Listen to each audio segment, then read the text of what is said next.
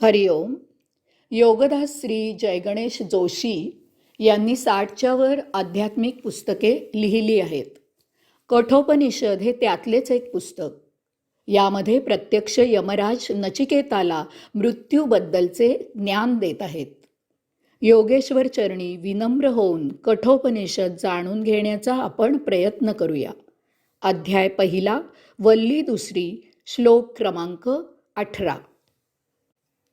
न जायते म्रियते वा विपश्चितन अयम कुतःश्चितन बभूव कश्चित अजो नित्यः शाश्वतोयम पुराणो न हन्यते हन्यमाने शरीरे.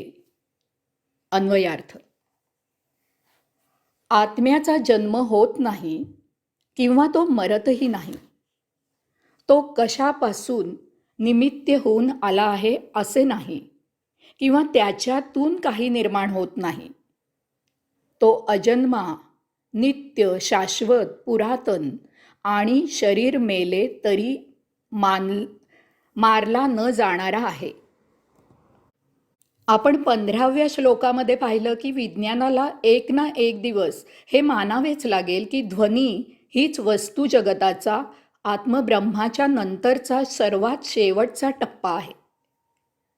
विज्ञानाला ध्वनी सापडला की एक दिवस ते आत्मब्रह्माला शेवटच्या टप्प्याला पोचेल, मान्य करेल. ओम हा शेवटून दुसरा टप्पा आहे. त्याआधी अजून काहीतरी आहे. याला कारण आहे. ओम हा कशाच्या तरी चेतना शक्तीमधून स्फोट होऊन झालेला ध्वनी आहे. ध्वनी हा कशातून तरी व्हावा लागतो. तो स्वयंभू असू शकत नाही. ही चेतना ज्यामध्ये आहे त्याला आपल्या ऋषींनी ब्रह्म असं नाव दिलेलं आहे. त्या चेतनेला आत्मा असं नाव दिलं. पुढे विश्व निर्माण झाल्यावर ग्रह गोलांमध्ये हेच ब्रह्म पसरलेलं आहे याचं आकलन झाल्यावर या जवळच्याला ब्रह्म असं म्हटल्यामुळे त्या मूळ ब्रह्माला परब्रह्म असं म्हटलं. तसेच सजीवांच्या शरीरातील पोकळीतही ब्रह्म पसरलेले असून त्यातील आत्मशक्ती सजीवांमध्ये वास करते हे लक्षात आल्यावर त्या जवळच्याला आत्मा असं म्हटल्यामुळे त्या मूळ शक्तीला परमात्मा असं म्हटलं. निर्मिती झाली असं म्हटलं की निर्माण करणारे काहीतरी असावे लागते. त्याशिवाय निर्मिती शक्य नाही. यास्तव ओम ध्वनी कशातून तरी झालेला आहे. त्याला परमब्रह्म, परमात्मा असं म्हटलेलं आहे. ओम ओंकाराच्या उपासनेने शरीरातील अतेंद्रिय शक्ती कुंडलिनी जागृत होऊन आपल्याला आपल्या शरीरातील आत्मब्रह्माची प्रचिती येते. आपण आत्मब्रह्माचा अंश आहोत हे ज्ञान प्राप्त होते. मागील आत्तापर्यंतच्या विवेचनावरून एक गोष्ट स्पष्ट झालेली आहे की जड दृश्य वस्तूचे विभाजन, पृथक्करण करत करत शेवटी एक दिवस आपल्याला अदृश्य सूक्ष्म अशा ध्वनीपर्यंत पोचावेच लागेल. हाच ओम आहे. हा ध्वनी ज्यामधून झाला ती त्याहूनही सूक्ष्म म्हणजे सूक्ष्मातीत असली पाहिजे आणि येथेच आपल्याला थांबावे लागेल. त्या पलीकडे आणखी काहीही असणं शक्य नाही. म्हणून ओम हा शेवटून दुसरा टप्पा आहे.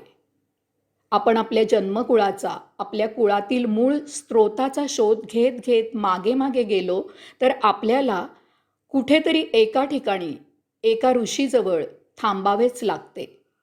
या ऋषीपासून शोध घेत आपल्याला पहिल्या छोट्या जीवाशी थांबावेच लागते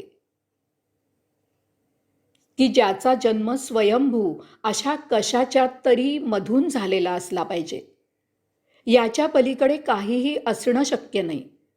यालाच आपल्या ऋषींनी परब्रह्म परमात्मा असं म्हटलेलं आहे. परब्रह्म परमात्मा हा स्वयंभूच असला पाहिजे. यास्तव ऋषी म्हणतात आत्म्याचा जन्म होत नाही किंवा तो मरतही नाही. तो कशापासून निर्मित होऊन आला आहे असे नाही किंवा त्याच्यातून काही निर्माण होत नाही. तो अजन्मा, नित्य, शाश्वत, पुरातन आणि शरीर मेले तरी मारला न जाणारा आहे. परब्रह्म परमात्मा सर्वत्र पसरलेला आहे, प्रत्येक वस्तूत, आणि जिथे जिथे वस्तू नाही तिथे तिथे तो पसरलेला आहे.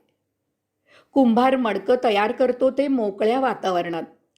ते तयार करताना त्या मडक्याच्या पोकळीत परब्रह्म परमात्मा असतो. मडकं फुटलं की मडक्याची माती मातीत, जडच जडात मिसळून जातं. त्यातील परब्रह्म परमात्मा बाहेरील परब्रह्म परमात्म्यात विलीन होतो. याचप्रमाणे देहपतन झाल्यावर पंचमहातत्वांपासून निर्माण झालेलं शरीर पंचमहातत्वात विलीन होतं आणि आत्मा परमात्म्यात विलीन होतो. आता तो जर भोगांनी झाकोळलेला असेल तर त्याचा पुन्हा जन्म होतो, हा विषय निराळा आहे. हरिओम.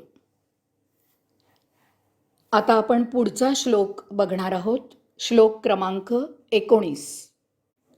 हंता चेत मन्यते हंतुं हता चेत मन्यते हतम. उभौ तौ न विजानीतान उभौ तौ न निविजानीतन अयम हंती न हन्यते. अन्वयार्थ. याला मारणारा जर समजत असेल की त्याने याला मारले आहे, मारणारा जर समजत असेल की तो मारला गेला आहे, तर त्या दोघांनीही त्याला जाणलेले नाही. तो कोणालाही मारत नाही आणि स्वतः मरतही नाही. ओंकाराच्या जाणीवेने आपण अशा एका सूक्ष्म ध्वनीला प्राप्त झालो आहोत की जो एका सूक्ष्मातीत शक्तीमधून ध्वनित झालेला आहे. ओंकाराच्या उपासनेने आपण अशा एका शक्तीला जाणून घेतलं आहे की जी सर्वस्वाला मूलभूत कारण आहे. त्याच्या पलीकडे आणखी काहीही उपलब्ध असूच शकत नाही. यालाच आपण आत्मब्रह्मशक्ती असं म्हटलेलं आहे. या ब्रह्मामधून त्याची आत्मशक्ती ओंकार स्वरूप स्फोट होऊन विखुरली आहे. त्यालाच आपण विश्व असे म्हणतो. अशा प्रकारे विश्व निर्माणाला कारणीभूत झालेली शक्ती ही नष्ट होणे शक्यच नाही. ती मुळातच तिथे आहे. त्यामधून जे बाहेर आले ते नष्ट होईल. परंतु याचबरोबर आणखी एक गोष्ट मजेशीर आहे की विश्वामध्ये काहीही पूर्ण नष्ट होत नाही.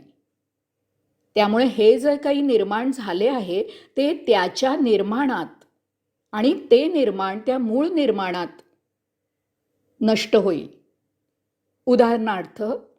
उदाहरणार्थ आपला देह अचेतन झाला की त्यामधील आत्मा देहाबाहेर जाऊन परमात्म्यात विलीन होईल. याचा अपवाद भोगापवर्गतेचा राहील. पतन झालेला देह पंचमहाभूतात विलीन होईल. देहाची राख पृथ्वी तत्वात, ओलेपणा वाफ होऊन आपतत्वात, उष्णता अग्निद्वारा तेजतत्वात आणि जळण्यातून झालेला धूर वायुतत्वात, हे सर्व आकाश तत्वात विलीन होईल. शेवटी पंचमहाभूते कदाचित काही अब्ज वर्षांनी आत्मब्रह्मात विलीन होतील.